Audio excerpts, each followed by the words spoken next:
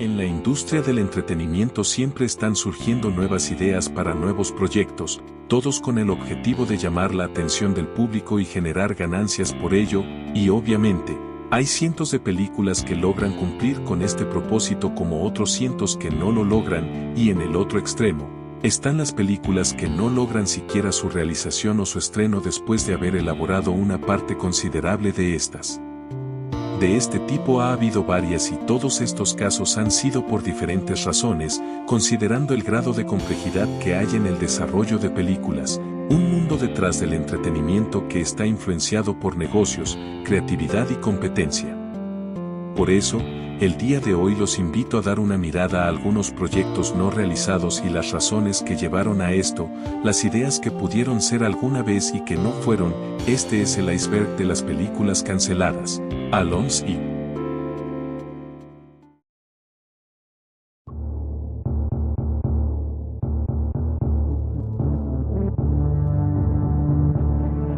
Newt iba a ser una película de Pixar planeada para estrenarse a mediados de 2011, la cual contaría la historia de un par de tritones de patas azules que son los últimos ejemplares de su especie, un macho llamado Newt y una hembra llamada Brooke, los cuales son puestos a vivir juntos en un laboratorio por unos científicos con el fin de preservar su especie, aunque resulta que no se llevan muy bien en un principio. Pero por razones del destino, terminarían escapando de este laboratorio y ya en el mundo exterior, Newt y Brooke vivirían una aventura que afianzaría su amistad hasta terminar enamorándose, y a esta aventura también se sumarían otros personajes como una serpiente de 2 cabezas, un búho, una rana, entre varios otros, cuyos nombres y papeles en la trama se desconocen. Seguramente esta trama suena muy familiar a la de otra película. Así es, hablo de Rio de Blue Sky Studios, estrenada igualmente en 2011, lo cual podría haberse añadido un curioso historial visto en años anteriores, donde Disney y Pixar habían estrenado películas con tramas similares a las de otras hechas por otros estudios, como pasó en 1998 cuando Pixar estrenó Bichos, mientras que DreamWorks estrenó Ants, o cuando en 2005 DreamWorks estrenó Madagascar, mientras que Disney estrenó Vida Salvaje un año después. En este caso, las comparaciones o incluso acusaciones de plagio serían inevitables, por lo que lo preferible habría sido cancelar el proyecto para evitar repetir estas competencias y polémicas. Por otro lado, a pesar de lo evidente que pueda sonar esto, hay otras razones detrás de la cancelación de Newt, pues en una entrevista realizada en 2015 al expresidente de Pixar, Ed Catmull, este afirmó que se le había propuesto el desarrollo de Newt a Pete Docter, director de Monsters Inc. y Up, pero él la descartó ya que tenía en mente otro proyecto que, según dice, le pareció más llamativo, el cual resultó ser Intensamente, estrenado a mediados de 2015.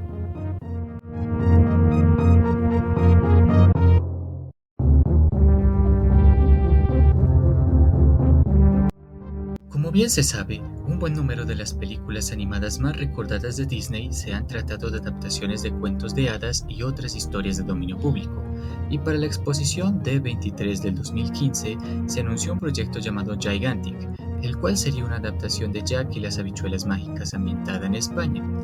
En esta adaptación, nuestro protagonista Jack, al llegar a una ciudad de las nubes completamente habitada por gigantes tras subir un enorme tallo que creció de unas habichuelas mágicas que compró, se encuentra con una niña llamada Inma, la cual lo confunde inicialmente con un juguete diminuto,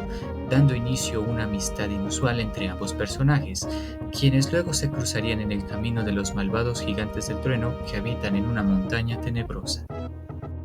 Sobre los detalles revelados de Gigantic, prometía ser así también una película cómica, emotiva y mayormente musical, siendo los encargados de la banda sonora Kristen Anderson López y Robert López, recordados por haber hecho también la banda sonora de Frozen, con la cual ganaron también buen reconocimiento.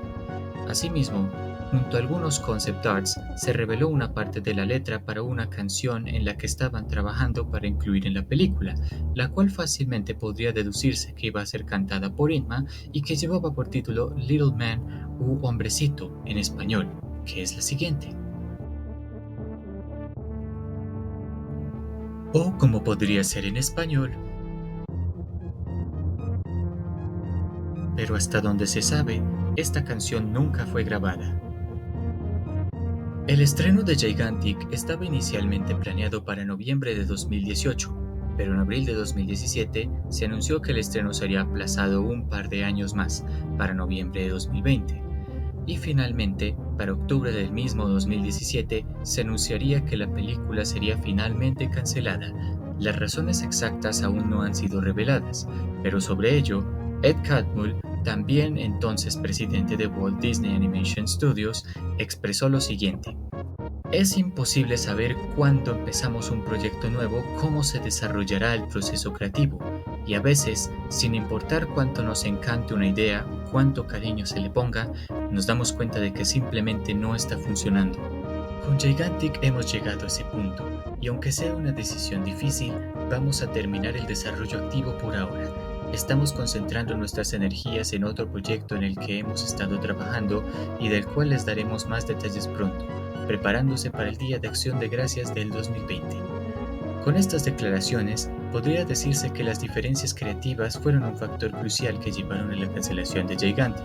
y recordando cómo fue el 2020, incluso puede decirse que ese otro proyecto que tenían en mente también se vería afectado, estimando que pueda ser Raya y el último dragón, estrenada en marzo de 2021.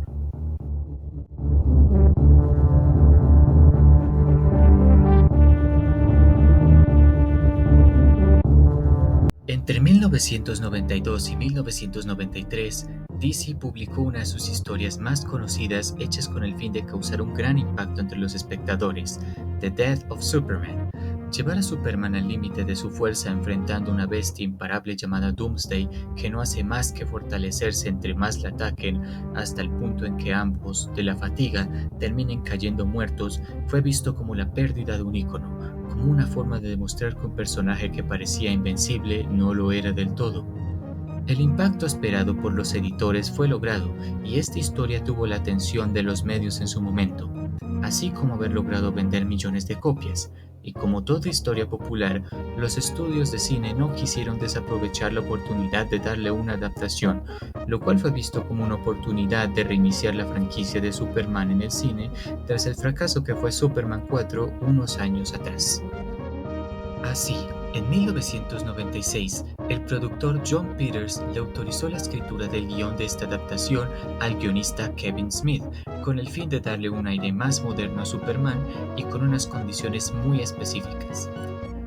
1. No se vería Superman volar, pues aseguraba que se veía ridículo. 2. Superman no usaría su traje rojo y azul corriente, se necesitaba una versión más moderna del personaje. Y 3. Para el acto final de la película, con Superman regresando de la muerte, él se enfrentaría a una araña gigante. Pero a pesar de que Kevin Smith ha llegado a afirmar esto, Jon Peters ha negado los dos primeros puntos ya mencionados. Una vez completó el guión, se eligió a Tim Burton para dirigir el proyecto y a Nicolas Cage como el protagonista. Sin embargo, en vista de que el guión no fue del todo del agrado de Tim Burton, Kevin Smith sería retirado del proyecto y el guión sería reescrito por Wesley Strick, otro guionista con el que Tim Burton ya había trabajado previamente en la corrección del guión de Batman Regresa.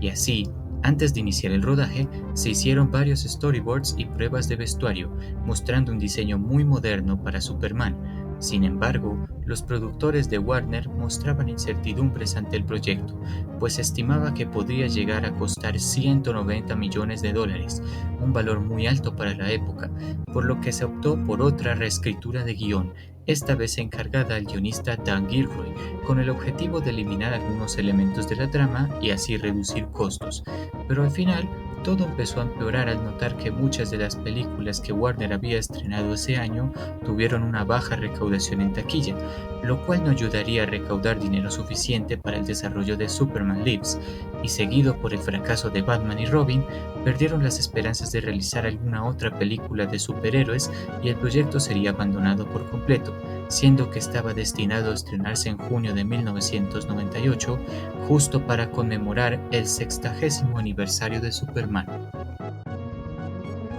Al final, en medio de las dificultades que experimentó el proyecto, incluidos los cambios de guión a manos de 3 autores, se tienen detalles de cuál iba a ser la trama central en cada versión, consistiendo en que Lex Luthor y Brainiac formarían una alianza con el objetivo de acabar con Superman, y para ello Brainiac traería a Doomsday consigo, una bestia con la que Superman tiene una batalla intensa cuyos resultados ya son conocidos. Y ya dando por muerto al Hombre de Acero, este descabellado dúo se volverían en los amos del planeta, y con esta posición, Brainiac traería a la vida a una temible criatura, la bestia de Thanagar, una araña gigante que también produce unas versiones en miniatura de ella. Es en esta situación de caos que Kay, un droide kryptoniano que los padres biológicos de nuestro protagonista crearon para seguirlo en la Tierra, adopta la forma de un traje que le permite regresar a la vida para enfrentar esta amenaza y a sus enemigos. Y una vez con los villanos derrotados y Superman regresado a la vida, la película termina con la revelación de que él y Lois Lane tendrían un hijo. Asimismo, los concept arts revelarían otras partes esenciales en la trama, como son el diseño de la nave de Brainiac, un diseño de Brainiac que consiste en una cabeza con un cuerpo mecánico de araña, Doomsday y algunas de las criaturas mecánicas que Brainiac tendría en su nave y el rostro de la bestia de Thanagar.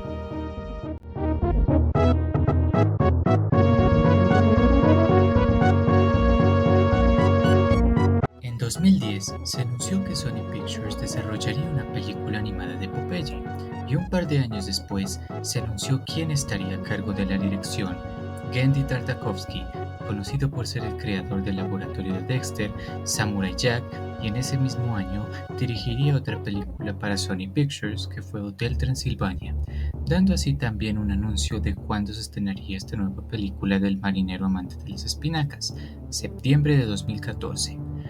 Hasta ese momento, todo parecía ir por buen camino, pero el año siguiente se presenta el primer contratiempo y fue el retraso de la fecha de estreno para algún punto del 2015, un año después del estreno inicialmente previsto, y que Tartakovsky trabajaría en la dirección de esta película a la par con la dirección de Hotel Transilvania 2, que también se estrenaría ese año. Y así, en septiembre de 2014, se sube a YouTube la siguiente animación de prueba.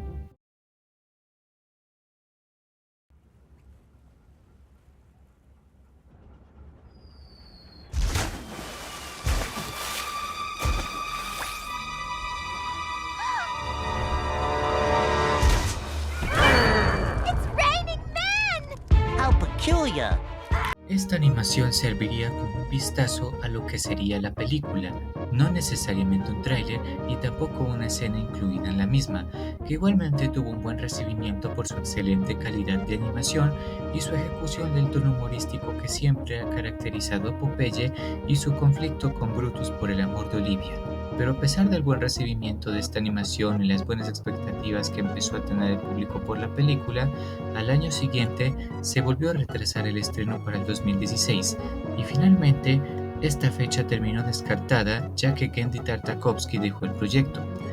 La razón: quería enfocarse en otro proyecto más original que se llamaría Can You Imagine, que explora un mundo fantástico en la imaginación de un niño, pero para colmos, este proyecto también fue cancelado. De paso, cabe recordar que esta situación desmiente el rumor de que la película de Popeye sería cancelada para que Sony pudiera producir la universalmente odiada Emoji Movie, pues todas estas situaciones se presentaron antes de que ésta siquiera fuera anunciada. Por un buen tiempo, la animación de prueba, unos cuantos bocetos y concept arts serían todo lo disponible de lo que pudo haber sido de la película de Popeye. Eso hasta septiembre de 2022, pues en este momento se subió a YouTube, presuntamente por algún empleado de Sony Pictures, el animatic de toda la película, que duraría aproximadamente 1 hora con 27 minutos, pero sería bajado de la plataforma por reclamaciones de derechos de autor a los pocos días y resubido a otros lados por tercero.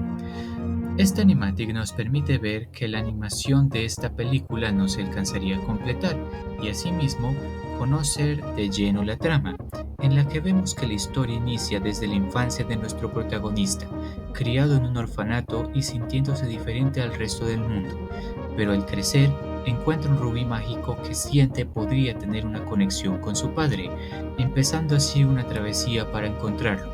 descubriendo que este rubí mágico guarda un gran secreto, y es que le pertenecía a una bruja que capturó a su padre mientras intentaba salvar al bebé Popeye de ser cautivado por ella.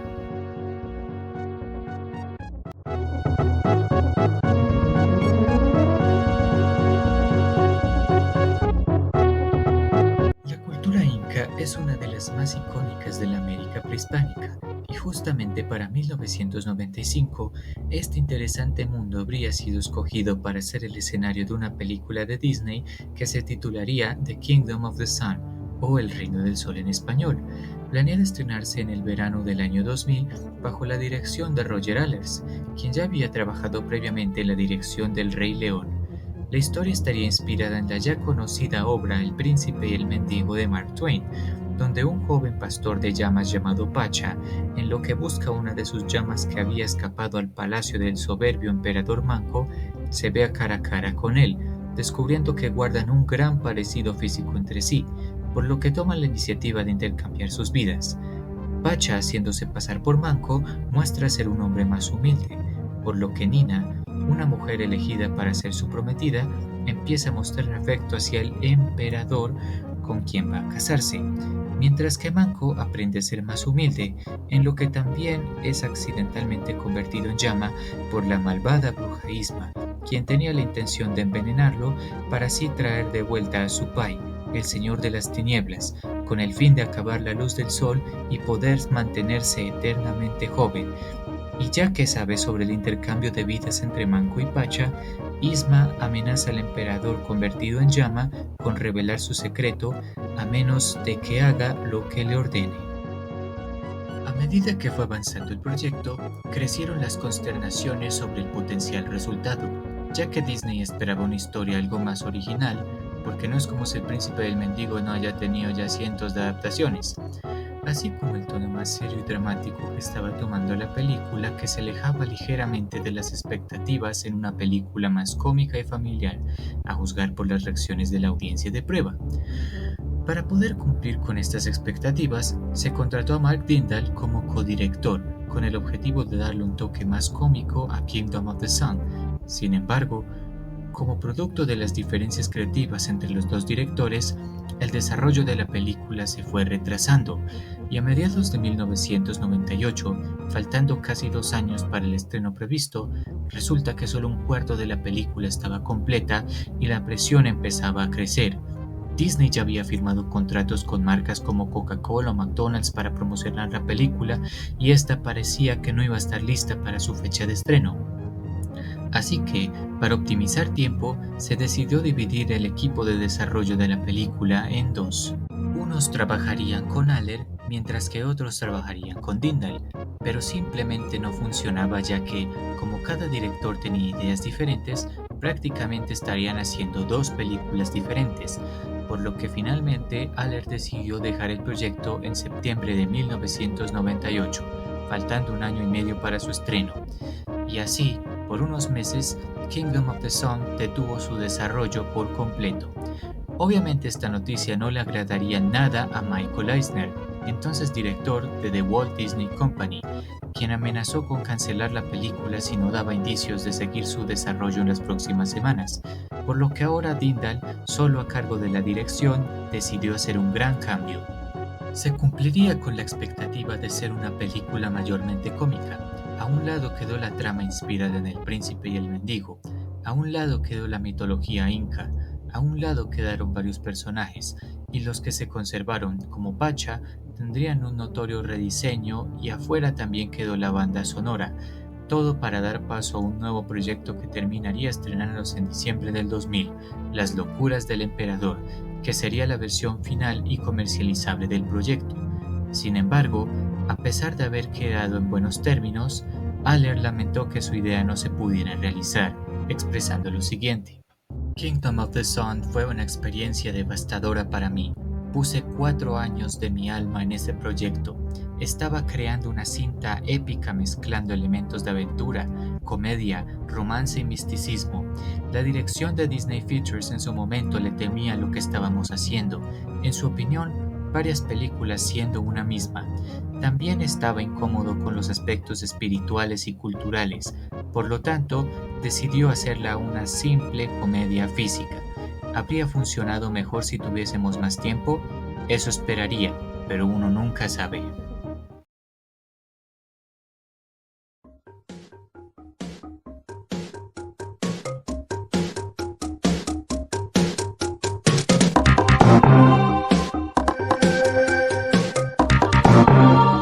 Con el ánimo de ampliar los horizontes del universo extendido de DC, en 2021 se filmó una nueva película de un personaje ya conocido en el nicho de los cómics, Batgirl, con Leslie Grace como la protagonista, siendo que pudo haber sido también el primer papel protagónico en su carrera como actriz que aún se halla iniciando.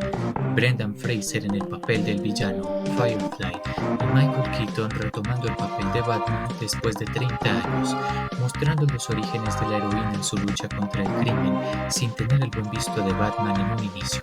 pero la confianza empieza a crecer al deber hacer frente a un antagonista tornado al crimen por motivos de venganza.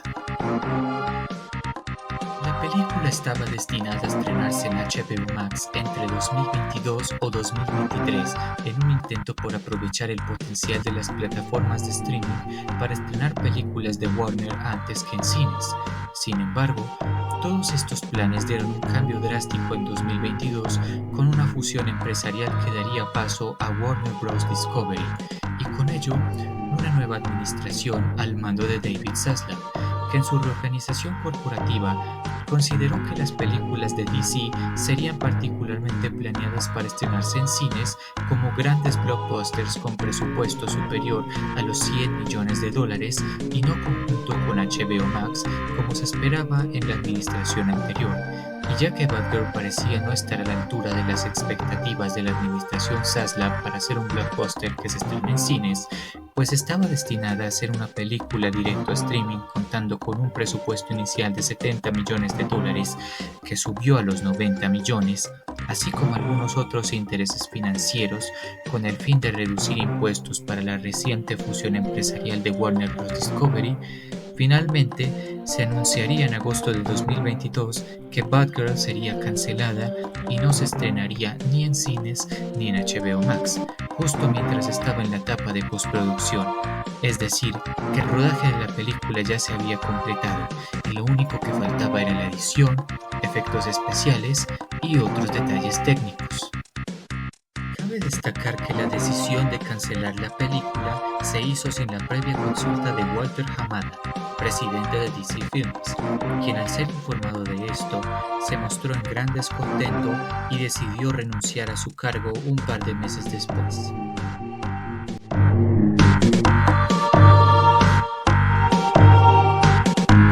Stanley Kubrick es recordado como uno de los directores de cine más importantes del siglo pasado, particularmente al plasmar sus películas de la forma más realista posible y observando minuciosamente cada detalle.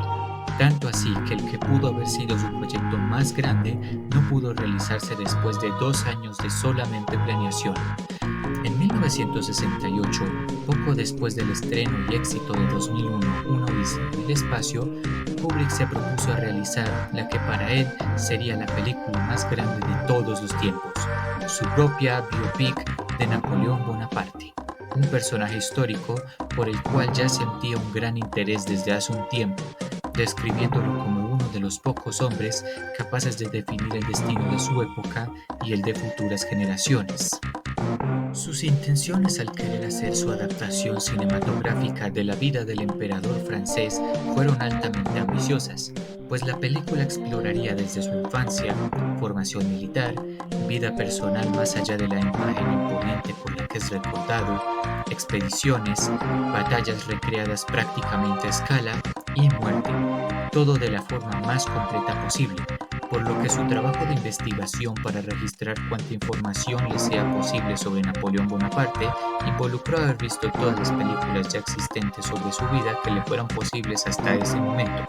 incluyendo la versión de 1927 con una duración de poco más de 5 horas, recapitular varios libros biográficos y consultar personalmente con académicos conocedores de la vida de Napoleón, haciendo así de Felix Markham, historiador y profesor de la Universidad de Oxford, el principal asesor histórico para la película.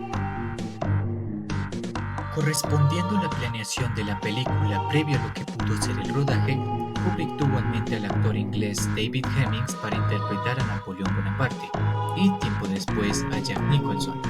y a Audrey Hepburn, recordada por su papel protagónico en Breakfast at Tiffany's, para el papel de Joséphine de Beauharnais, primera esposa de Napoleón y emperatriz de Francia.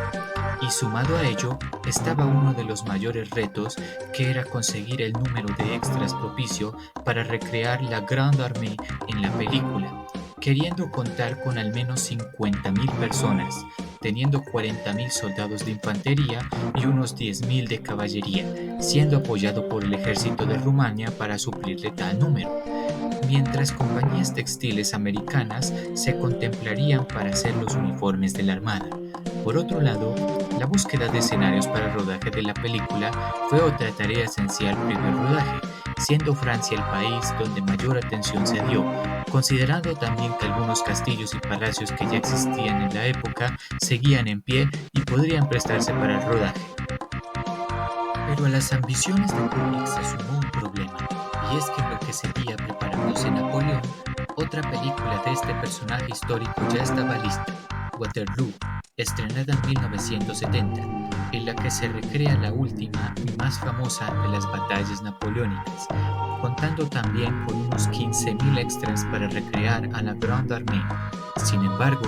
la recaudación de esta película no sería suficiente para recuperar su inversión, por lo que, al no ver buena viabilidad con los resultados vistos, se terminó desistiendo del proyecto, y después de haber escrito un guión de 148 páginas, en 1971, la que resultó ser la siguiente película de Kubrick fue la conocida y polémica Naranja Mecánica, pero a pesar de la cancelación de Napoleón, no todo terminaría en vano, pues en 1975 Kubrick dirigiría una nueva película de drama histórico, Barry Lyndon, ambientada en el siglo XVIII, donde usó velas para iluminar escenas en interiores con el fin de ser histórica y estéticamente más precisa, idea que tuvo inicialmente durante la producción de Napoleón.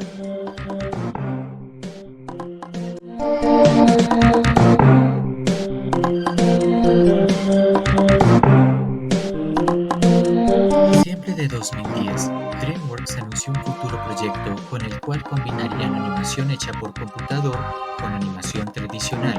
Me and My Shadow, que cuenta la historia de Daniel Brown, un hombre tímido y tan corriente como la palabra misma, y su sombra, que busca tener una vida llena de aventuras y emociones, por lo que un día la sombra de Daniel decide cobrar vida para llevarlo a esa vida emocionante que quiere. Mientras tanto, en el mundo de las sombras, unas sombras malvadas planean rebelarse contra sus personas y apoderarse del mundo, llevando tanto a Daniel como a su sombra a una aventura para intentar detener estos planes malvados. Un par de años después, el desarrollo de esta película comenzaría bajo la dirección de Mark Dindal, seguro ya oyeron ese nombre hace unos minutos, y se esperaría su estreno entre marzo y noviembre de 2013, pero en lo que se realizaba este proyecto, se presentó otro que llamó más la atención de la dirección de DreamWorks, Las aventuras de Peabody Sherman, y como se le dio más prioridad, se optó por estrenar esta película antes y el estreno de Me and My Shadow sería pospuesto para el año siguiente, siendo este el primero de varios inconvenientes que experimentó en su producción, además de que Jeffrey Katzenberg, cofundador de DreamWorks y presidente de su estudio de animación, en una proyección de prueba de la que iba a ser la película hasta ese momento, no mostró gran interés. Hasta afirmó que no era lo que él esperaba para un proyecto con un presupuesto de $200 millones. En 2015 se retomó el proyecto, ahora bajo la dirección de Edgar Wright, recordado también por la película de Scott Pilgrim en 2010, ahora cambiando el título por simplemente Shadows, manteniendo la premisa general y esa animación híbrida entre 2D y 3D, estimando ser la primera película animada de este director.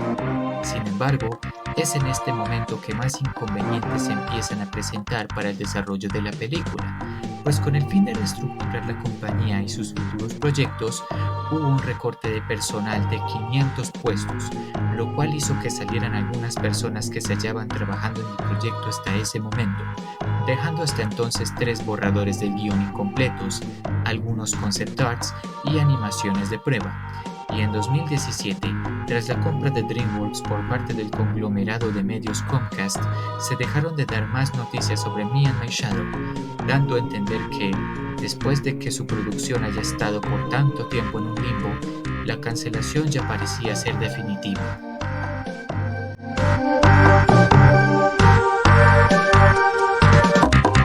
Siendo X-Men la franquicia de Marvel más exitosa en propiedad de 20th Century Fox, los planes por expandir su universo llevó a que, en 2014, se anunciara una película en solitario de Gambit, un mutante con la habilidad de controlar la energía cinética, un gusto predilecto por usar cartas como proyectiles gracias a su poder y que cuenta con una gran popularidad entre los fans de los X-Men, teniendo de protagonista a Channing Tatum y con un guión escrito por Josh Settler, el mismo guionista del remake del 2014 de Robocop, que según la información disponible, contaría los orígenes del protagonista, criado por una banda de asesinos, teniendo este bajo mundo del crimen como el escenario central antes de encontrarse con los X-Men. Pero en medio de todo, aún faltaba por hallar a un director que ayudase a hacer este proyecto una realidad. Y así, después de buscar diferentes candidatos, Robert Wyatt, recordado también por dirigir el remake del Planeta de los Simios, fue elegido para dirigir la película en junio de 2015 y planeada para estrenarse en octubre de 2016. Junto a su dirección, también empezaron planes por incluir una coprotagonista interpretada por Léa Seydoux, más particularmente en el papel de Belladonna Boudreaux, la hija del líder de una banda de asesinos rival de la de Gambit, con quien también tendría un interés romántico. Sin embargo, pocos meses después de haber asumido el papel de director, Wyatt dejó el proyecto, particularmente porque, a raíz del fracaso de la película de los Cuatro Fantásticos estrenada en ese mismo 2015, Fox no quiso arriesgarse demasiado en futuros proyectos de superhéroes. Así que, para hacer una película de menor presupuesto, se pidió una reedición del guión, una decisión con la que no estuvo conforme, por lo que ahora hubo que encontrar otro director, preferiblemente en el menor tiempo posible. Y así, en noviembre del mismo año, Doug Liman, recordado por dirigir Al filo del mañana, fue elegido como el nuevo director del proyecto, y en lo que estaba listo el nuevo guión, Liman se enfocó en dirigir otra película que fue The Wall, estrenada en mayo de 2017. E igualmente, para agosto de 2016, este director también dejó el proyecto de Gambit, ya que el nuevo borrador del guión no fue del todo de su agrado, por lo que se volvió a buscar a otro director para realizar el proyecto, y en octubre de 2017 se eligió a Gore Verbinski, recordado por dirigir la trilogía de Piratas del Caribe, ahora para dirigir la película de Gambit. Y bajo su plan de dirección, la película estuvo planeada para estrenarse en febrero de 2019 y se consideró recastear a Léa Seydoux por Lizzy Caplan para interpretar a Belladonna Boudreaux. Y en enero de 2018, el director Verbinski dejó el proyecto, afirmando ser por diferencias creativas. Para este punto, después de 3 directores que renunciaron a su trabajo antes de empezar el rodaje, 2 años de aplazamiento de la fecha de estreno y sin más directores que se ofrezcan a realizar este proyecto, la película aún se rehusaba a morir, a tal punto que se hizo un nuevo borrador de guión que cambiara el tono de la trama por algo más similar a una comedia romántica, teniendo claro que seguía siendo una película de superhéroes. Tal idea se dio durante la adquisición de 20th Century Fox por parte de The Walt Disney Company, lo cual amenazó la realización del proyecto, pues esperaba que una vez esté completa la compra de la compañía, la película de Gambit finalmente sería cancelada. Y así, en mayo de 2019, 2 meses después de terminado el proceso de la adquisición de Fox por parte de Disney, se anunció públicamente que Gambit sería cancelado, acabando así con casi 4 años de planeamiento de una película que jamás se pudo realizar.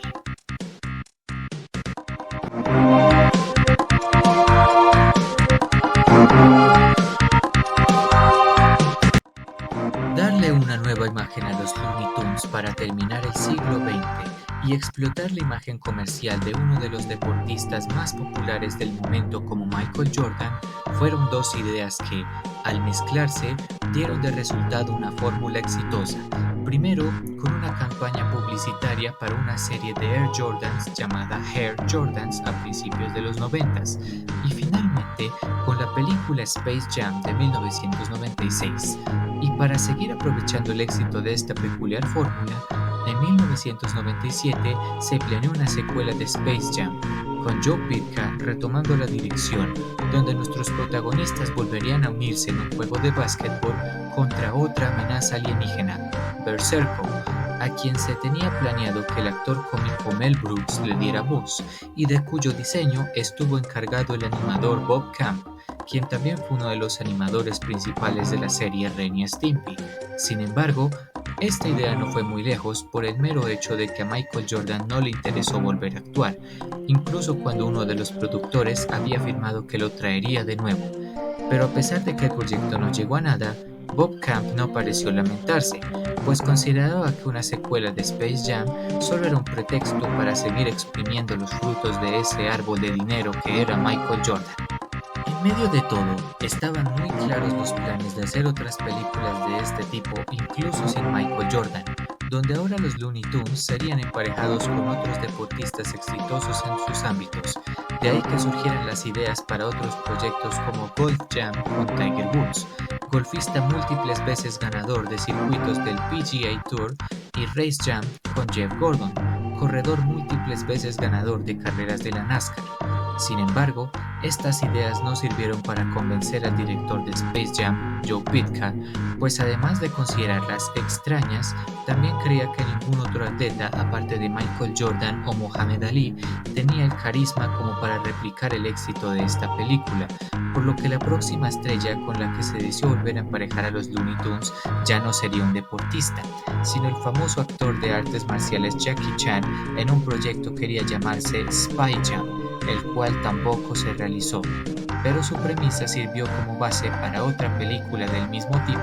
estrenada en 2003 que fue Looney Tunes, de nuevo en acción, protagonizada por Brendan Fraser y Gina Elfman junto a Bugs Bunny y el Pato Lucas. Sin embargo, en su momento terminó siendo un fracaso, lo cual llevó también a la cancelación de otro proyecto que tenían en mente, Skate Jam, que emparejaría a los Looney Tunes con otro deportista famoso del momento, Tony Hawk, considerado por muchos como uno de los mejores patinadores del mundo y de la historia en general.